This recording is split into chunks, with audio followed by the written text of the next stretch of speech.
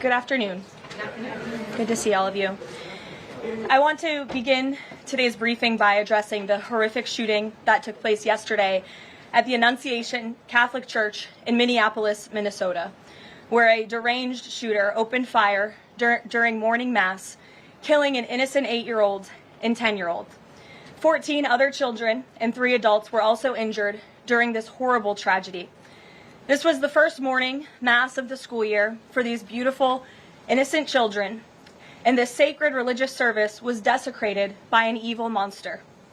We are all eternally grateful to the heroic law enforcement officers and first responders whose courage and swift response aided all of those impacted by this horrible tragedy. As Director Kash Patel confirmed yesterday, the FBI is currently investigating this shooting as an act of domestic terrorism and a hate crime targeting Catholics. President Trump signed a proclamation yesterday following his call with the governor of Minnesota, Tim Walz, acknowledging the victims and their families and directing flags to be flown at half-mast.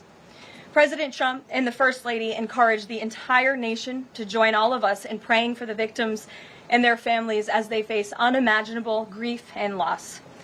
The White House and the FBI will continue to provide further updates as they become available. I also have a quick scheduling announcement for you today. The President will travel to New York City on September 22nd to address the United Nations General Assembly on Tuesday, September 23rd. On another matter, as Americans make their Labor Day weekend travel plans, they will be able to enjoy 5-year low gas prices thanks to President Trump fully unleashing American energy dominance. President Trump ended Joe Biden's Green New Scam policies and is delivering on his promise to make America affordable again. These savings at the pump are giving everyday American families more room in their budgets at the end of each month, which is the exact opposite of what we saw under the previous administration. And as we commemorate Labor Day this year, we finally have a president who fights and delivers for the American worker every single day. President Trump believes that American workers are the heart and soul of our economy and our national identity, which is why he's championed an agenda that puts them first always.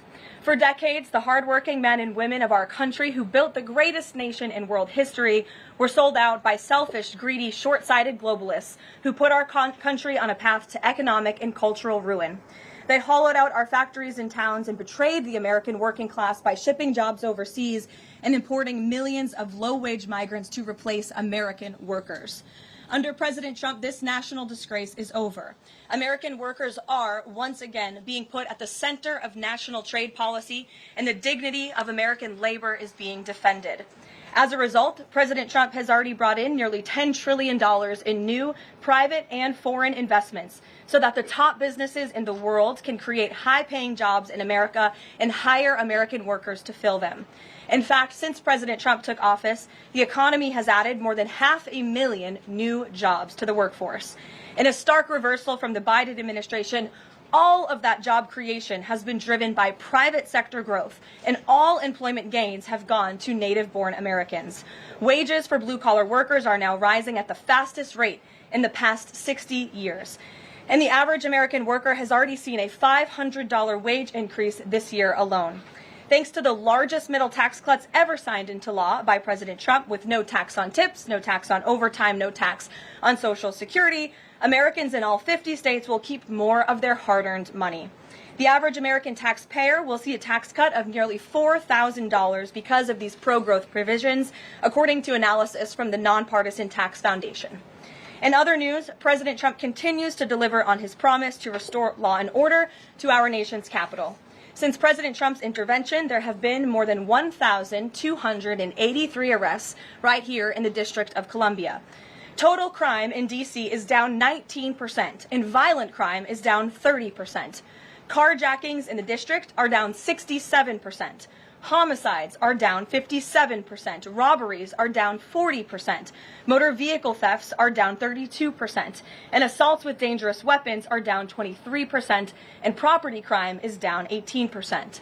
These numbers prove the president's bold actions to make D.C. safe and beautiful again are working, just like he said they would. And that's why on Monday, the president took additional action to sign an executive order taking steps to ensure that cashless bail in Washington, D.C. is eliminated. For too long, D.C.'s reckless cashless bail policies have allowed dangerous criminals to be quickly released, which endangers everyone who lives in and visits our wonderful capital. No cash bail has also foolishly forced law enforcement to repeatedly arrest the same offenders over and over again, only for them to be released back into our nation's capital. This is the definition of insanity, and the president is seeking to end it. He also signed a separate executive order addressing the crime emergency in D.C. by instructing the National Park Service to hire additional United States Park Police officers to support public safety, and directing the U.S. Attorney's Office for D.C. to hire additional prosecutors to focus solely on violent and property crimes. So while liberal Democrats across the country continue to double down on their failed soft-on-crime approach, the American people, including local D.C. leadership, business owners, and residents, are rallying behind President Trump's crime crackdown. According to new polling, 81% of Americans say crime is a major problem in large cities across the country. And a clear majority of Americans believe the president's actions are justified and necessary to reduce crime in these cities. Indu Bhatia, who runs a liquor store a half-mile from the White House here just down the street, is one of those Americans who are grateful for President Trump's public safety push. Indu recently told the New York Post that her store was robbed so many times that they had to spend exorbitant sums of money on security, jeopardizing her family's financial future. But thanks to President Trump's strong action, Indu said, quote, "All of my employees, including me, we feel much safer, and even our customers feel really happy when they walk into our store." And just yesterday, Washington, D.C. Mayor Muriel Bowser credited President Trump for surging federal law enforcement personnel and said neighborhoods, quote, "feel and are much safer." We thank Mayor Bowser for her cooperation and her willingness to help us make D.C. safe and beautiful. This entire effort has vindicated what President Trump and law and order advocates have been saying for years, and this is our message to Americans in Democrat-run cities nationwide. Decline is a choice. You don't have to live in constant fear of being robbed, raped, or murdered. Your leaders are lying to you, and they have been failing you for decades. The President Trump approach of upholding law and order by letting our brave men and women in blue actually do their jobs to aggressively fight crime works. In just a few weeks, President Trump has done more for D.C. residents than Democrats did in 50 years. And this can be replicated in other crime-ridden cities across the nation. As President Trump has said, all of these elected officials in charge have to do is pick up the phone and ask for the president and the federal government's help. President Trump doesn't care if they are a Republican or a Democrat leader. He wants Americans to be safe and for every law-abiding American citizen across the country to be able to thrive in their city and in their community. With that, I'll take questions. Here in our new media seat today, we have social media influencer, content creator, Brandon Tatum. Brandon, thank you so much for joining us today. Why don't you kick us off? Well, Caroline, thank you so much for having me. I really appreciate it. And on behalf of everybody that follow me, the millions of people that follow me, I want to say thank you for making the sacrifice and dealing with some of the most disingenuous people on planet Earth at times. I have two questions. The first question is associated with the shooting that occurred the other day. And I want to ask the question of, we know that it's not a gun thing. Any rational person knows it's not a gun thing. We know it's a mental health issue. So I want to know from you, what is President Trump and the White House going to do to address mental health issues around the country associated with these shootings? And the second thing is Chicago. You know, anybody with, and I say, with a connected brainstem knows that Chicago's crime is out of control. And young black men are getting killed, laying dead in the middle of the streets every single day in Chicago. No president has addressed any of these issues. And so what is the White House going to do to address issues in their capacity to deal with the conflict and violence in Chicago? Sure. Well, to your first question about this shooting in Minnesota, right now, the administration is focused on helping the people of Minnesota. It's been less than a day, of course, since this tragedy happened. We have federal law enforcement on the ground assisting local law enforcement. This investigation is ongoing. There's still a lot of facts to understand about these circumstances, and so we're going to continue to do that. As for Chicago and cracking down on crime, it is a priority of this administration to ensure that American cities are safe again, and I'm so glad that you brought up the crime in Chicago, because we've been seeing the governor of Illinois parading out there saying that there's nothing wrong with Chicago. It's a great place to live. There's no crime there. He doesn't need President Trump's help. Well, I think the residents of Chicago beg to differ. And the statistics beg to differ, and I'll just share a few of those statistics with all of you. For 13 consecutive years, Chicago has had the most murders of any U.S. city. This is J.B. Pritzker's legacy, by the way. For 7 consecutive years, Chicago has had the highest murder rate among U.S. cities with more than 1 million people. In 2024, just last year, Chicago's murder rate per capita was 3 times higher than Los Angeles and nearly 5 times higher than New York City. That's more than double the murder rate in Islamabad and nearly 15 times more than Delhi. Out of Chicago's 147,899 reported crimes this year, that's how many crimes have been reported in Chicago since January 1st. There have only been arrests in 16% of them. These numbers are unacceptable. There have been more illegal guns recovered in Chicago than in New York City and Los Angeles combined. The number of reported motor vehicle thefts last year was more than double the number in 2021. And Chicago has also, just like D.C., come under scrutiny over discrepancies in its homicide data reporting. So as bad as these numbers are, perhaps they are even worse. And this is Governor Pritzker's legacy. He should put politics aside. He should pick up the phone and call this president, who would be more than happy to do right by law-abiding American residents in the city of Chicago, and we hope that he will. Gabe, and thanks for being here, Brandon. Gabe. Karoline, thank you so much. First, on the firing of the CDC director, Sure. Who will replace her? And then also, overnight, the White House said that she did not align with the president's agenda. Dr. Menard's attorneys say that she refused to rubber stamp unscientific, reckless directives and fire dedicated health experts. What specifically did she do wrong? Look, what I will say about this individual is that her lawyer's statement made it abundantly clear themselves that she was not aligned with the president's mission to make America healthy again. And the secretary asked her to resign. She said she would, and then she said she wouldn't, so the president fired her, which he has every right to do.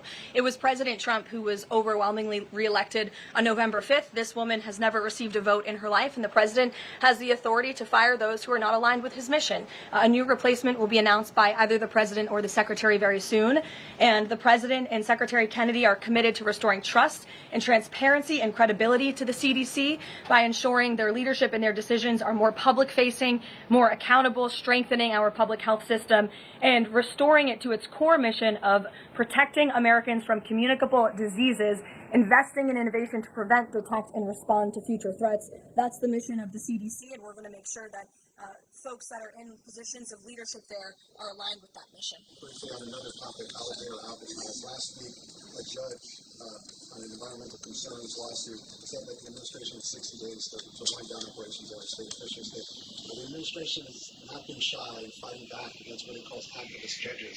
But why is it backing down this time? We're not backing down. We've always said that we are going to continue to fight in the court of law for what's right, because we know that what this administration is doing with respect to all policy, but also immigration policy, is above the books, and we're abiding by our nation's immigration laws. And we think it's despicable that an activist judge has inserted themselves in this migrant detention facility to the point where DHS is now having to relocate these illegal immigrants to other detention facilities around the country. That is an unnecessary burden on the Department of Homeland Security and these agents who should be removing these criminals from our community. That's what the American people elected this president to do. So we've always maintained, Gabe, we're going to comply with court orders, but we're also going to fight back on them on the merits of the law. And DHS is in compliance while we disagree with this decision, and we'll continue to fight it in court.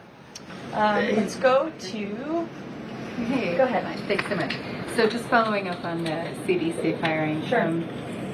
Are you anticipating other changes there at CDC in addition to that firing? And is the administration going through in a very sort of organized fashion? Is there a task force that's going through high-level appointees to see who is or isn't aligned with the mission? Like, should we expect more changes? Not to my knowledge. I understand there were a few other individuals who resigned after the firing of Ms. Monarez. One of those individuals wrote in his departure statement that he identifies pregnant women as pregnant people.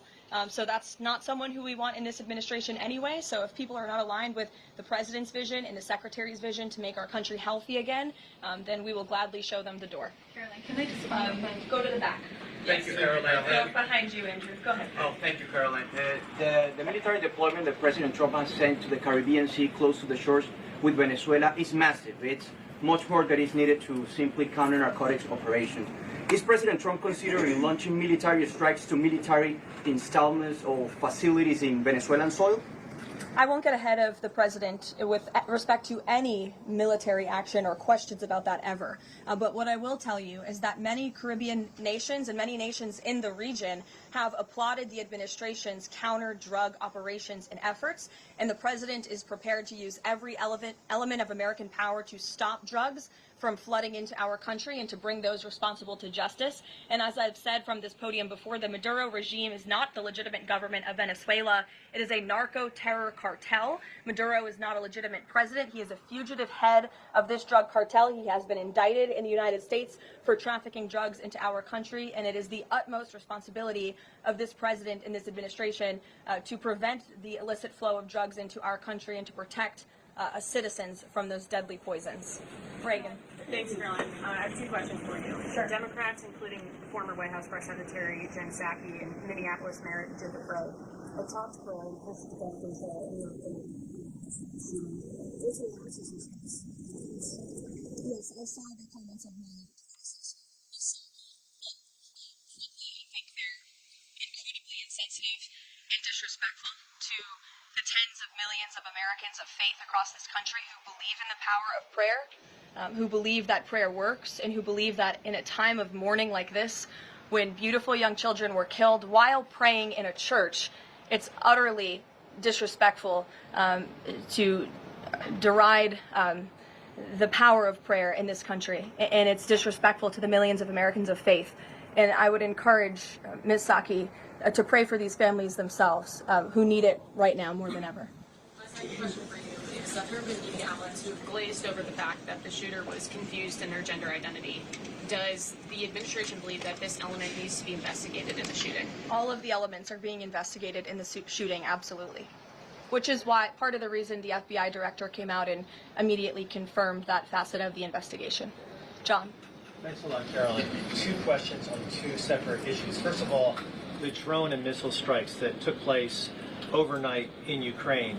General Keith Kellogg, the president's special envoy, has described these attacks as egregious.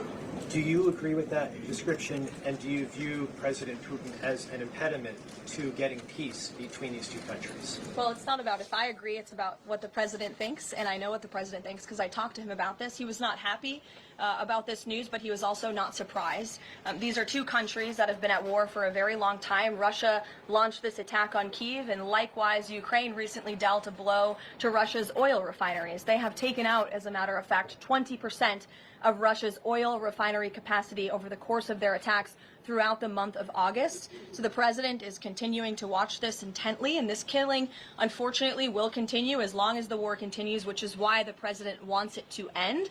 And that's why he's worked harder than anyone to end this war, which would have never started if he were president. But perhaps both sides of this war are not ready to end it themselves. The president wants it to end, but the leaders of these two countries need it to end and want it to end, must want it to end as well. And I think the president will make some additional statements on this later. My second question has to do with, Carrie. I just had one more, if I may. It has to do with the president's intention to remove Lisa Cook as a member of the Federal Reserve Board. He is going or acting upon allegations that have been made by Trump administration official Bill Pulte. These are just allegations. She hasn't been convicted yet of any crime. Is the administration opposed to allowing Ms. Cook to have due process, to challenge what has been alleged against her? I believe she is challenging it. I believe she just filed a lawsuit today, and Mr. Pulte has deferred those allegations over to the Department of Justice to investigate them. What I will say is that you had these mortgage receipts very clearly shown to the president, and he has the cause that he needs to fire this individual. He laid it out in the letter that he provided to her and to the public as well. And so we'll continue to fight this battle. Carrie. Hi, Caroline. So the president just announced that he wants to have a convention right before the midterms next year. The DNC has countered that they too want to have a convention convention right before the midterms as well.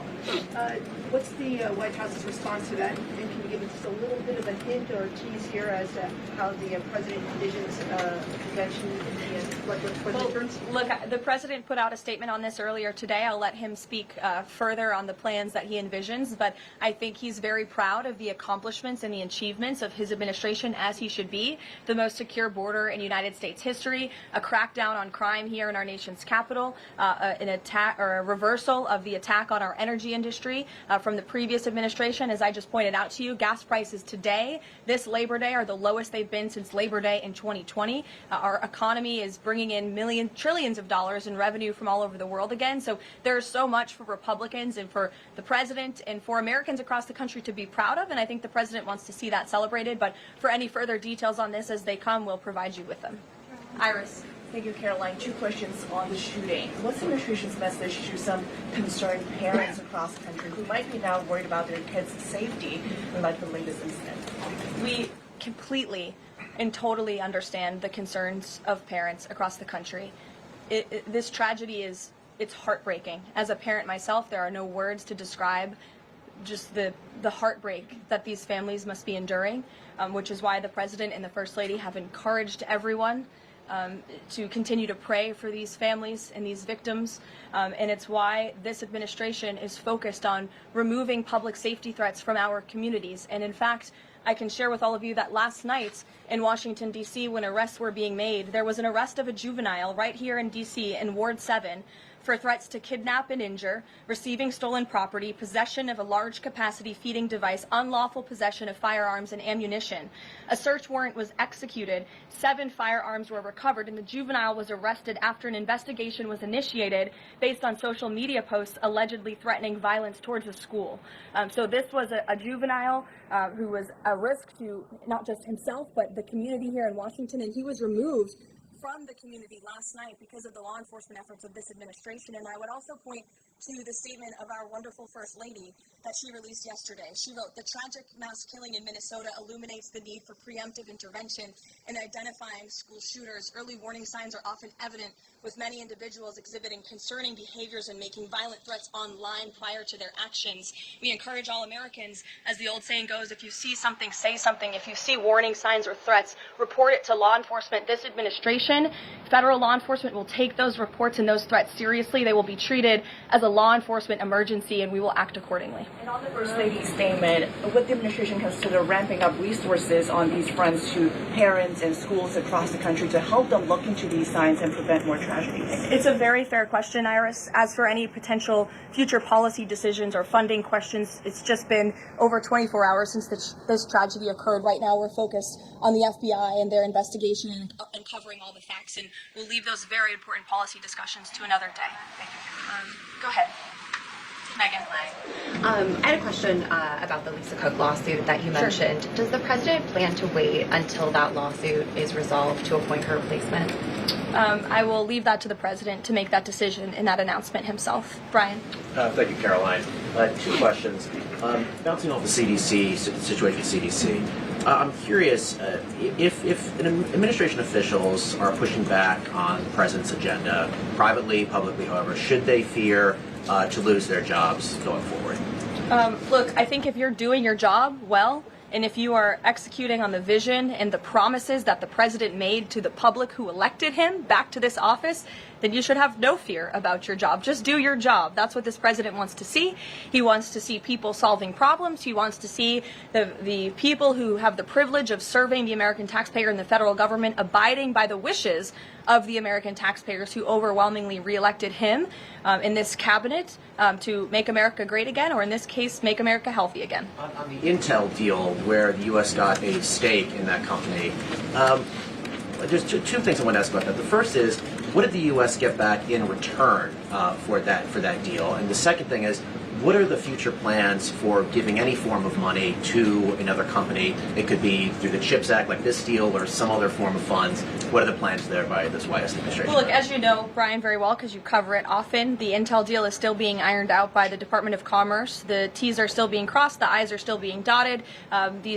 It's very much still under discussion. But the president's thinking, I can share with you, is certainly to ensure that the United States government is making our country wealthy again and is benefiting from some of these deals. And it's a creative solution. I know it's outside the box thinking, which is uncommon in this city, but it's something that he proposed and something that the Secretary of Commerce is working on putting into action. Mary.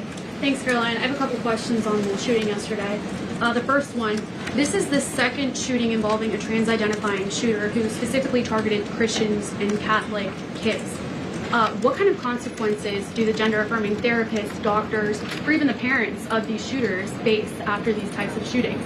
Well, as for the parents and potential therapists in this case, again, all of that is still currently being investigated by the FBI. I know the Secretary of Health and Human Services this morning said that HHS is investigating perhaps links between some of these drugs and these prescription drugs that some of these minors may be taking and an increase in violence. And obviously we have mental health problems in this country that this administration and Secretary Kennedy will continue to speak out about and the work that we're doing to solve it. Thank you. And just to follow up, I've seen a lot of calls for action, among these lawmakers saying that we shouldn't just be praying. One that I've seen on the right, actually, is calls for the FBI to institute a new class of domestic terrorism that involves trans ideology. Is that something that the administration would support? I would have to check with the appropriate people on that. Daniel. Thank you, Caroline. We saw some new revised economic data come out today showing the U.S. economy moved at a 3.3% clip, largely buoyed by a surge in capex. What's the White House reaction to this, and is this sort of the president's vision beginning to come to life after the Big Beautiful Bill was passed in July? Yes, I mean, look, we did say that once the Big Beautiful Bill was signed into law, we're going to see the effects of this massive pro-growth piece of legislation. As I laid out for you as we head into the Labor Day weekend, there's many positive economic indicators that the American people can be hopeful about. But don't forget, we are reversing 4 years of reckless spending from the previous administration, of slamming regulations down the throats of American business owners and consumers across the country. But the administration is working very hard to unravel all of that and to ensure that small business owners and workers are thriving and that they have more money in their own pockets to spend. Thank you. Thanks so much, Caroline. Back on the CDC, there was reporting that some of the initial problems between RFK and the CDC director stemmed from miscommunications or differences on vaccine policy. So I wonder if you could just say whether or not the president believes that the COVID vaccine should be available to and covered by insurance for all Americans, regardless of age and pre-existing conditions.